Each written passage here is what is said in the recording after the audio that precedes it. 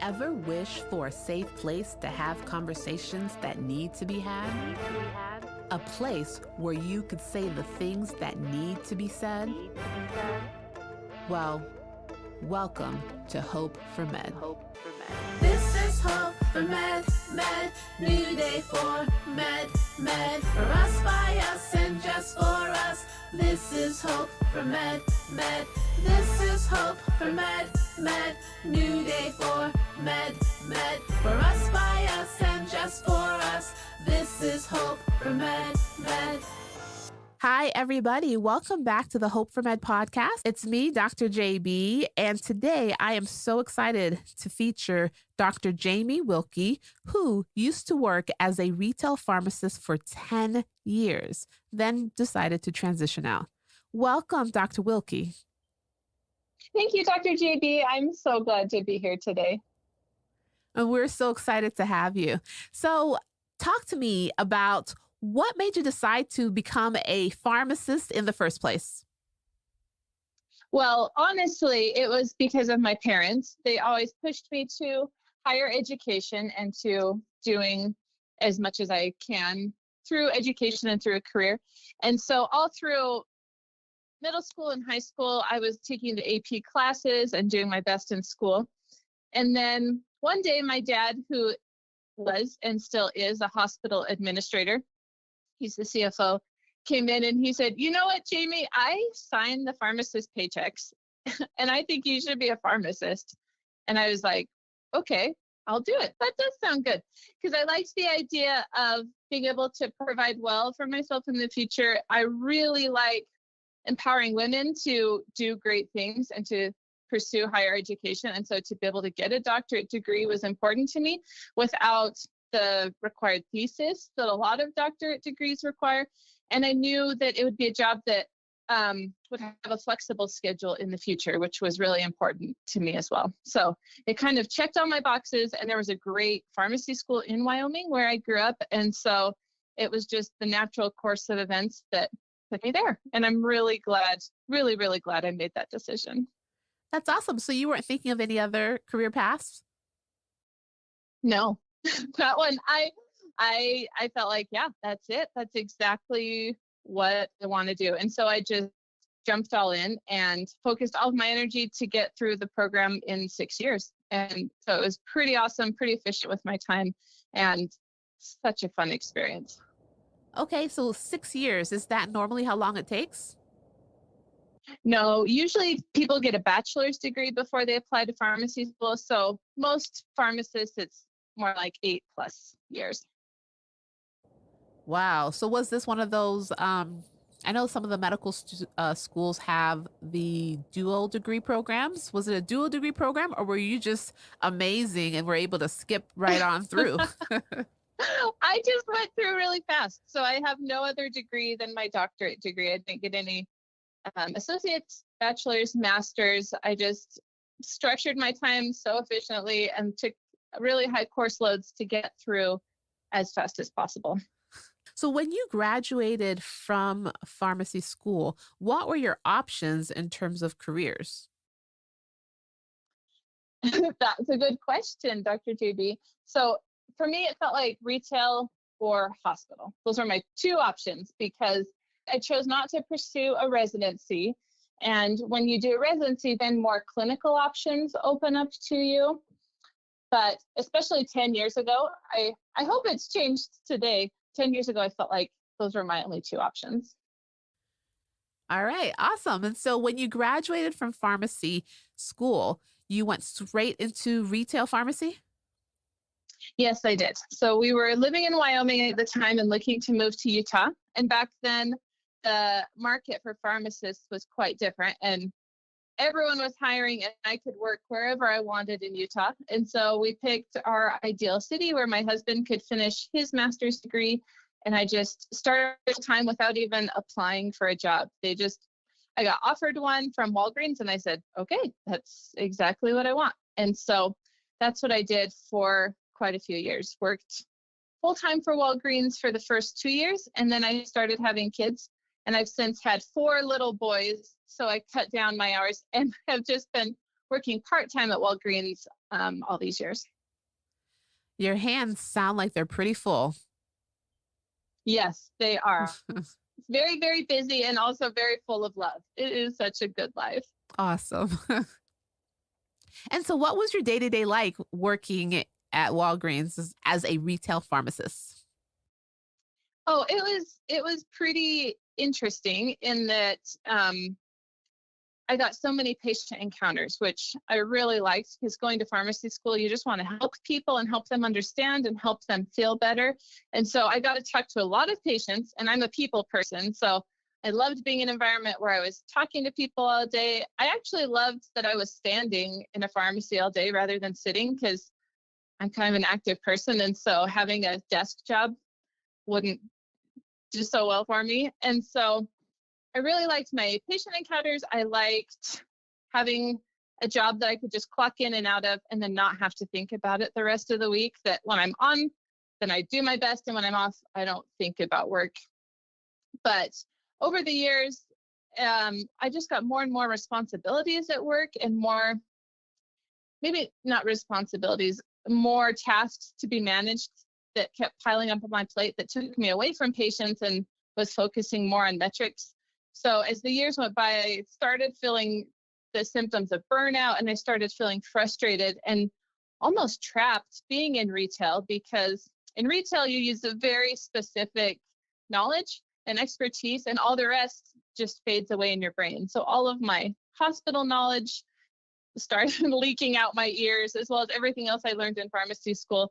So while I liked my job, I was starting to feel stuck and feeling like, man, is this all I'm ever going to be able to do for the next 30 years of my career? Am I stuck in this same position? I know there's a lot of listeners who feel very similar. Yeah, unfortunately, our profession is kind of at an interesting place, because historically there's not been a lot of innovation in pharmacy, and it's been a very stagnant field where with very traditional positions. And so a lot of other pharmacists feel the same way. I felt like trapped, stuck, getting more and more work, more responsibility, and in some cases, even a lot less pay. So they see their responsibility and stress going up, their income going down, and just feeling like, with this really specific skill set I have, I don't know that I can go anywhere else. And it's not a fun feeling being trapped, especially for something as important as your career. Yeah. You made mention about metrics, and I'm very familiar with metrics as an emergency medicine physician, but I'm not familiar how your guys' metrics work as a pharmacist.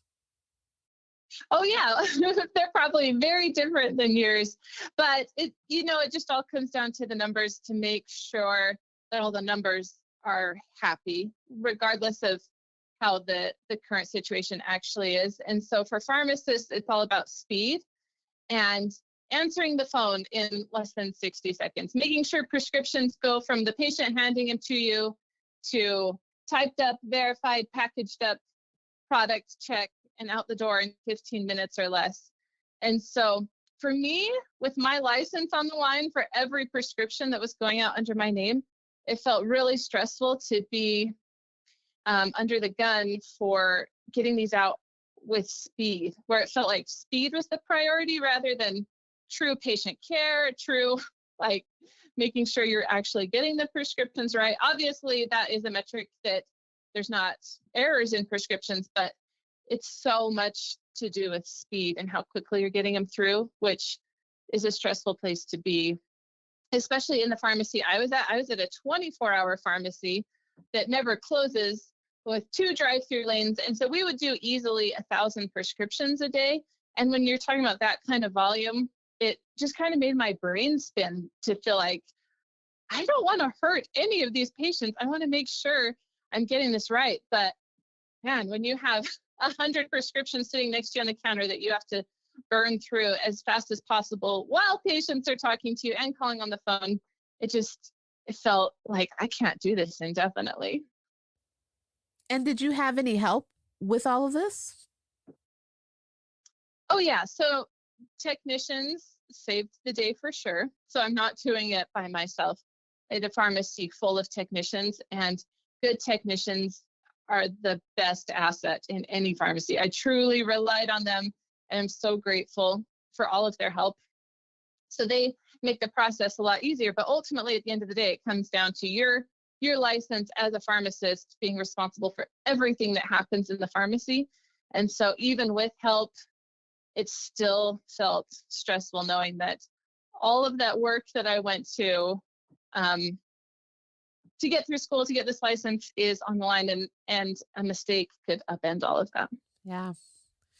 No, that's definitely something that a lot of people experience, that fear of, what if I have a lapse of judgment and then something happens, and then what next? So especially if you're not the one that's handling everything, but you're relying on your assistants and ancillary staff, that's definitely something that's really challenging.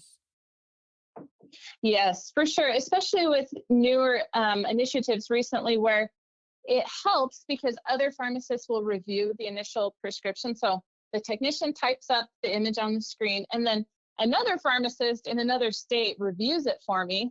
So by the time the product comes to me, I just have to check the physical product. But at the same time, if they get it wrong, I don't know that at the end. And so patients will come back and say, you guys really messed this up. And to look at it and say, oh my gosh, that was a mistake. And I sent out the wrong product, but I didn't know it was wrong because I wasn't privy to that information. So anyway, it's a complex system that I do think needs to be addressed, just because the volume of prescriptions that are going through is so high. People are just getting on more and more prescriptions. Mm-hmm. Mm-hmm. Did you stay at Walgreens the entire time, or did you move around? No, that was my only job ever as a pharmacist until I quit. That was it. Like, it suited my needs really well. I was working part-time. It paid well. It met all of my needs. Plus, even if I wanted another job, the market was getting more and more saturated. So I don't know that I could have gotten one if I had been actively pursuing it out here in Utah. And so I know that you said that you started feeling like you were stuck. And how long were you feeling that way before you decided, you know what, I need to make a change? It was probably about 2 years. 2 years I started to look at the job boards and say, can I do anything else? And seeing very quickly oh, I don't qualify for any of these very high level pharmacist positions, and there's not really other retail positions. And so then I started going down the rabbit hole of, okay, well, I'm just going to change careers completely. Maybe I'll go to PA school.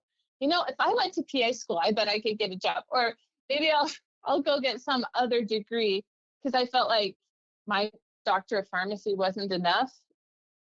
It was a good education, but now I can't do anything else with it. So I spent a long time looking at all the different careers, or maybe looking at moving my family across the country for a year to get a residency, because then I would be, quote unquote, qualified to do some cool things in pharmacy, and just felt like, this is a lot of work. I have a doctorate degree. This should be enough, right? Why is this not enough? Why is it so hard to break out of such a traditional role? So it was like 2 years of just feeling like, man, what do I do from here? So what exactly happened that made you decide, this enough is enough, I'm transitioning? It was COVID, Dr. JB. It was COVID. Working on the front lines when everything else got shut down felt like kind of the last straw. Like, my husband was able to stay home and work from home. My kids were home from school. All of my neighbors were able to just pack up and work from home. And it felt so frustrating to feel like I am a pharmacist and I cannot work anywhere except physically in that location, unless I do some cool IT pharmacy. And so it just felt like enough is enough. And I know COVID had everyone rethinking their priorities and their health and what truly matters in life. And for me, I was like, well, it's now or never. I'm going to create a new career now, or just keep complaining about it. Because right now I'm just putting all of my energy into complaining about it and spending my precious free time looking for new positions posted online. And that's kind of a waste of time. I'm coming away with nothing out of it. So I'm going to put all that energy into creating what I really want and stop complaining and stop having excuses and just create it. That's actually a pretty scary time to make a transition, especially when there was so much unknown. So how did that go for you? Oh yeah. So it was still a lot of unknown to figure out, what am I going to specialize in? What interests me? And to even like go back to the core of who you are and what you're interested in and what you would choose to do if you could do anything. Because for so long, we're just trying to look for a job and just find a job that pays the bills. But Yep. to consider, what do you even like to do? What do you want to do? Because it's kind of a new concept. I'm like, what are my talents and skills? How can those serve other people? How can I make a difference in the world with who I am as a person? And so a lot of self-reflection and evaluation, and I just consumed myself with personal development books and podcasts and just seeing what other people were doing. And Dr. JB, it just felt like coming out of a dark cave into like the sunshine to see entrepreneurs are doing amazing things. And you don't have to do something traditional. You can do something amazing, especially now living in 2021 with technology and the internet. You've never been able to reach more people on the planet who are looking for you and your unique set of skills. And so it's been a really exciting time to see how much is possible and right in front of me that I just didn't even recognize for all those years. That's right. And it's all because of COVID, right? That made you start thinking about. Well, yeah, that was like the breaking point where it was like, you know what? Why not? Why not? You only live once. Yeah. Why not? Yeah. That's true. Definitely one of the things that COVID has really brought to the forefront is how short and how precious life is. Mm-hmm. And the time that you have with your family, to really value that time, because you don't know if one day you or a loved one will be in a hospital bed alone, right? That's what COVID has made us all face. Which has definitely been challenging, but it really causes a lot of self-reflection to really reassess and figure out what exactly it is that's really important. Yes, exactly. Because you can just have your blinders on and just keep going with forward momentum without thinking why and if it's serving you and how this is affecting your life. You just go, go, go, go, go. Yep. And because almost the whole entire world kind of came to a pause, right?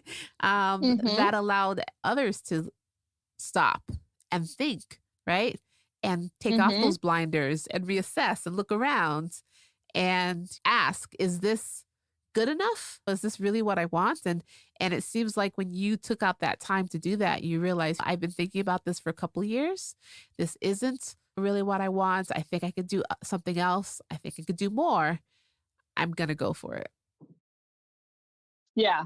And it's so exciting and so scary, but that's part of living, to just do more, think more, and see how you can help other people with your valuable knowledge. Because we take for granted what we know and think like, oh, we can't do much with this awesome degree. But like truly more than 99% of the people on earth about medicine and how much we can help in our own way.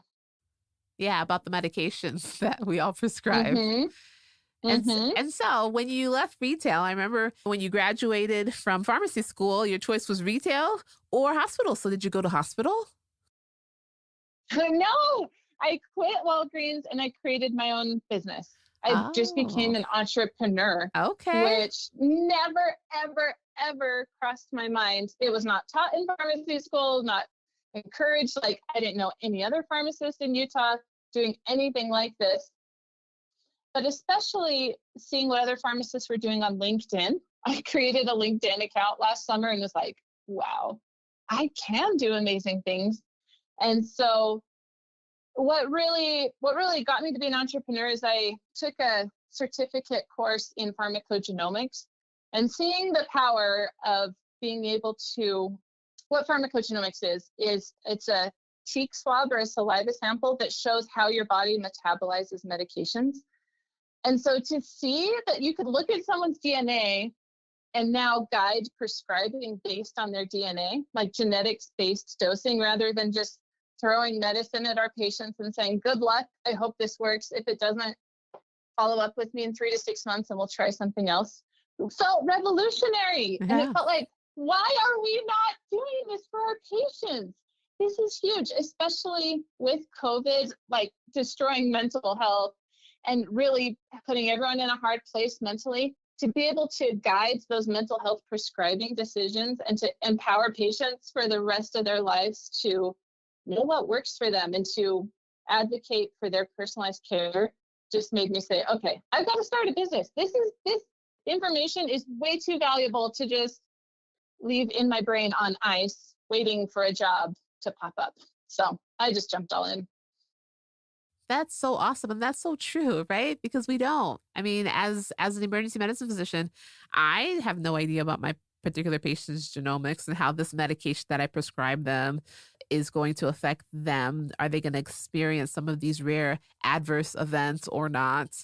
And we tell them, if you do experience XYZ, always come back to the emergency department. But if there was something else that we could do, I'm sure that that would be really well received. So now that you got into pharmacogenomics, how have you been received?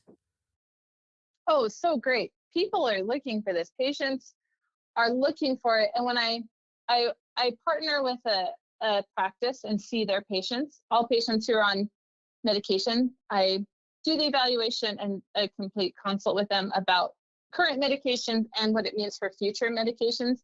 And I've had some patients start crying during our talk because they're like, wow, this is so rewarding to see that it's not just me, that like these depression medicines that the doctor prescribed for me don't work for me. I just thought I was like failing as a person because I was doing everything right. I was taking the medicine. I was trying my hardest and nothing was working. This is so great to see that it wasn't just me. Like there's a DNA component and like that medicine wasn't right for me.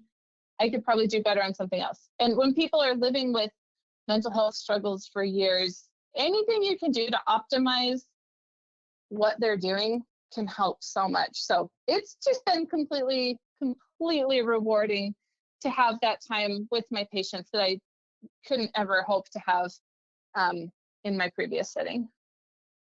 And so I guess I have a couple more questions in terms of the pharmacogenomics and how it works. So it's a cheek swab, and what's the turnaround time in terms of getting those results? It depends on the lab, but it's anywhere between 1 and 2 weeks. Okay. And then the patients will get prescribed X medication, and then in 2 weeks there'll be revisions to that medicine, or how does that work? Yes, that's how it is now because there's not widespread testing. So ideally, you would have the test before you even have an encounter with a prescriber. But since that's a long way from happening, yes, you make your best guess with what prescription to do today, do the test, and then as soon as results get back, evaluate if that's the optimum therapy. And if it's not, change it quickly. And really, every patient just needs one cheek swab for their life. Yeah, isn't that amazing? Because your DNA is you, it's who you are. It doesn't change for your life. And so these results guide prescriptions for the rest of your life. Now, I'm sure in 30 years, there will be an even better test. You might retest again in a decade or two. But truly, at this point, it shows for years and into the future what's going to work for you, what won't work, and what will cause a lot of side effects. This is awesome. This is something that could be incorporated even with newborn babies and newborn screening. Really? Truly. Yeah, Yeah. you're capturing the vision. It's so important. It's like without it, it's like prescribing medications for an elderly person without looking at their renal clearance. Like that would be grossly inadequate to not consider how their kidneys are doing before we prescribe medicine. It's kind of the same thing with genetics-based dosing. Like we can know if this is going to work or cause problems. We just have to start doing it. And so there's so much potential to just incorporate it into routine care. Yep. And how granular does this get in terms of, is it choosing between Zofran or Phenergan, or is it, 6 milligrams of Zofran will be more effective for this patient than Phenergan? Oh, yes. So what it does is it looks at different pharmacokinetic and pharmacodynamic. I just lost half your listeners. It looks like it does get quite granular in showing each medication if you're fast, slow, or normal metabolizer, and if you are fast or slow, how to adjust the dose accordingly. So you decided I was going to transition out of retail medicine during the period of COVID, took a course on pharmacogenomics, and then launched your business, but partnered with a clinic so that you could provide these services for their patients. Yeah, that's exactly it. And so, how often do you have to meet with the patients? So initially, we meet for half an hour before we do the test to understand what medications they're on, what their history with medicine has been, what they feel is working for them, what's not, what they would like to learn from a pharmacist. And then we do the test. I look over the report, make my evaluations, bring back my recommendations to the doctor. We talk about what they feel is appropriate for changes or not. And then when I meet with the patient, we get a whole hour together to go over their results to help them understand their DNA, which is pretty exciting to have a whole hour with your patients. Yeah. But then it goes into that more than just DNA. It would be far too narrow a scope if I just looked at drug gene interactions and then left it at that. I've got to look at everything to do with medicine as a pharmacist. So we look at not only drug gene interactions, but also drug gene interactions, and that's getting really technical, but also like interactions with other medicine and food and supplements and just patient education about medication. The conversation starts getting really broad to making sure they even understand what they're taking and why they're taking. Yeah, and exactly. do they actually need to be on 12 medicines? Let's go through this together. And so it really, I love it because it's a starting point for a really good conversation that goes wherever the patient has questions, has trouble, has misunderstanding. And it's so rewarding, so rewarding. Yeah, and it's such a value added to the clinic also. I'm sure there's not one provider listening to this that would not be like, oh my goodness, I would love to have a Dr. Wilkey working with me, by my side. That's so awesome because we don't have the time to even delve into as much details as you are able to with the patient because of our own metrics, right? And I think that's part of the reason why pharmacogenomics hasn't taken off. This has been around for 20 years. It's not like this new cool test. This has been around so long.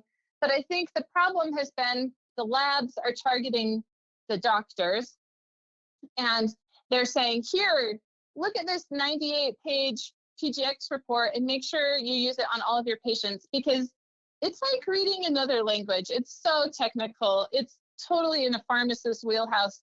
But to throw it at doctors and say, I know you're already overwhelmed and already doing everything here. Now you're responsible for this. That's just a lot. And it's not your area of expertise per se. Like this medicine is what pharmacists do, and we're happy to help. And so it's nice to take that load off the prescriber and have the time with the patient to truly help optimize medicine rather than one more thing for a busy doctor to have on their plate. In the emergency departments now, several of them, but not all of them, have a pharmacist or a pharmacy tech who for X amount of hours of the day, they're physically there, right? They go to all the stroke codes, all the cardiac arrests, and they help with the medications. And it's amazing. It's so wonderful to be working side by side with a pharmacist. I'm glad you agree. I think so too. I think it's pretty rewarding too. And I think the tide is turning as as residents in medical school are graduating, having gone through their program with pharmacist students in the hospital to like work on that collaboration through school, then it kind of sets you up for future collaboration and success in the future when you see the value of this interaction and how both of you can benefit and how ultimately the patient really comes out with the most benefit because they're being taken care of the very best. That's right. And so many patients have no idea why it is that they're taking certain medications. And then they start experiencing side effects from XYZ medication. And then they're prescribed a different medicine to combat the side effect of that medicine just to get another medicine. And before you know it, they have like 20 medications that they're taking and they have no idea why. Yes, that's not an exaggeration. I saw that all the time, like 10, 15, 20 medicines, and they don't even know why they're taking it, if they should still be on it. And especially when they're coming from different doctors and different practices, no one's communicating, no one's bringing it together like a pharmacist and saying, wow, what is going on here? This is a mess. No wonder you're feeling tired and miserable, but then you can't sleep at night because all of these medicines are interacting and then you're throwing more medicine at them. So yeah, absolutely. And then what I tell my patients is, well, your primary care doctor is the one that would be sitting with you and going through your medications. But truth be told, A, they can't get in with their primary care doctor for X amount of months. But then two, when they do have that appointment, the primary care doctor has so much that they have to go over. Right. And metrics, again, their time that they're allotted to spend with that patient is limited. So they don't have that time to actually go through every single medication. Yeah, absolutely. Because that's not their wheelhouse. They're about diagnosing and looking at the disease state rather than, oh, there's 20 medicine too in my 10-minute appointment. So yeah. So do you have like your own patient load or how does that work? How does your day-to-day look now? Yes, so I have my own patient load that I see that the prescribers see what patients they'd like me to see, put them on the schedule, and I meet with all of them and then check in with them ideally every 6 months. Because if you only do this once, that's far, far too short-sighted because if you forget about it in a year, then the prescribing then can spiral out of control. So to have that time to really get everything lined up, a lot of deep prescribing happens, answer all their questions, and then every 6 months, a quick check-in visit to make sure that it's all still optimized and that their questions are being answered. Because patients have a lot of questions about medicine that we take for granted that we just know the answer. And when they can actually get time with a pharmacist rather than 2 minutes at a retail counter or on the phone, quite a bit of conversation comes up with basic things like disease state management and just basic overall preventative health that can make a big difference. And so it sounds like you are much, much happier now. Dr. Katie, I'm so happy right now. So rewarding, so fulfilled. I feel like this is why I went to pharmacy school. This is what I'm meant to do. And how do you feel fellow pharmacists are reacting or responding to what you're currently engaged in? Oh, they're so intrigued. And they should be, because all this time we just felt stuck in our career. And so I want to help as many pharmacists as possible to create a similar scenario as myself, because if I can do it, as a pharmacist who just worked at Walgreens for 10 years, like anyone can do it.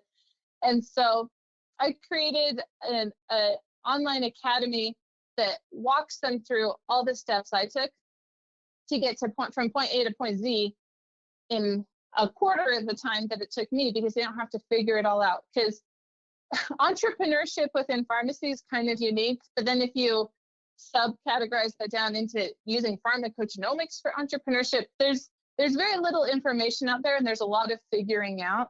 And so now my goal is to get as many pharmacists as possible, thousands of them, out of jobs that are frustrating them into jobs in their community that are just waiting for them to come fill that need. And so it's such a fun, empowering, exciting place to be, to have so much hope for our profession when I didn't feel that for many years.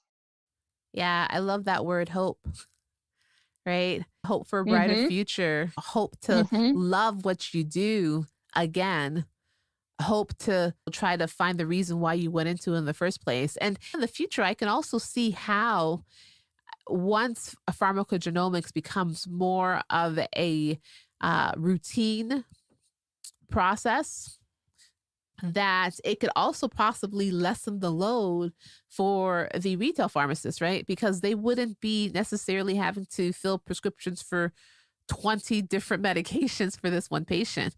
Maybe it would be five, really, five that are truly effective for them. And therefore, they wouldn't Oh, have to that's go the hope. through those 100 or 200 prescriptions that are, waiting for them.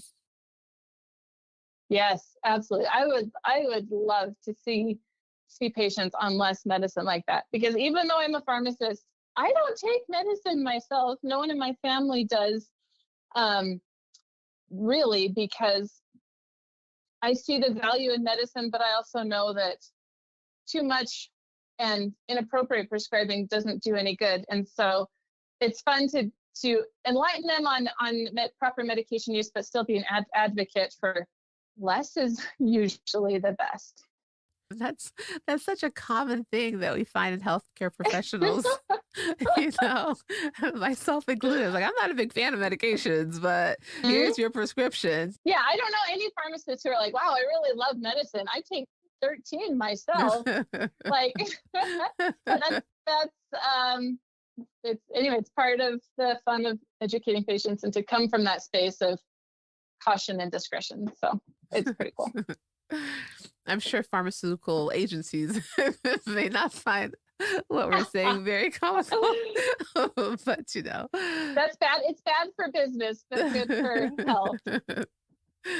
So, but that's so awesome. So now, are you working 9 to 5? Or were you 9 to 5 when you were at Walgreens?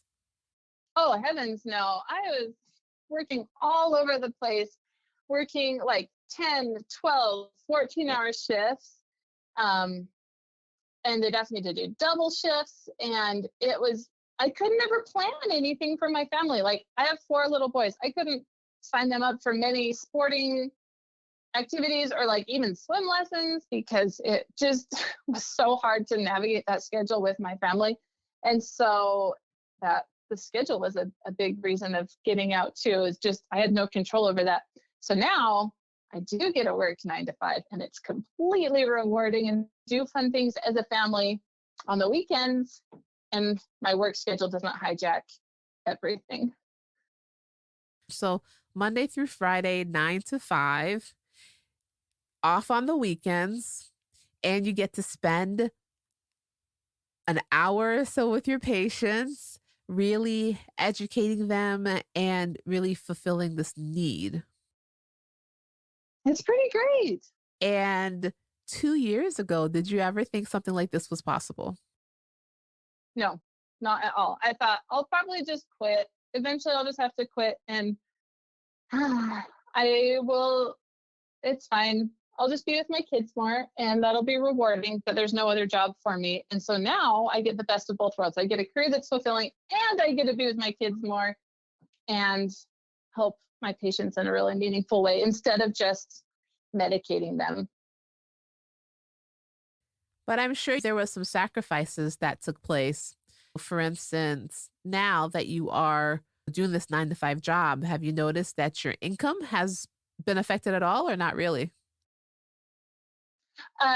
Well, so initially it was, and I'm glad you brought that up, because you have to, when you build something from nothing, it takes a huge sacrifice of time and money. And so while I would take days off work and build my business from the side, it was months of me taking quite a few days off. And so for me, it was mostly lost income while I was building this, because I was working less so I could hustle on the side.